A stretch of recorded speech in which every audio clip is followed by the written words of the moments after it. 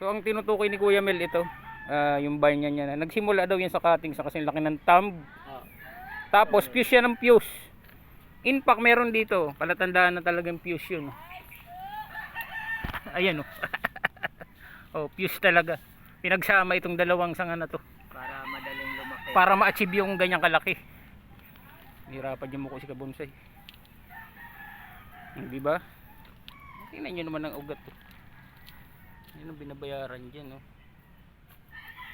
Talagang ideal for bonsai talaga. Kasi akalain mo 100 years old na.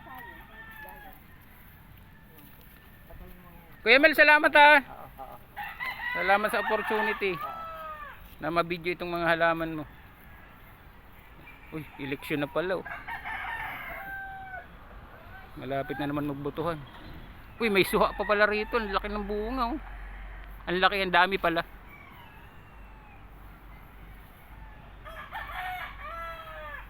Salamat.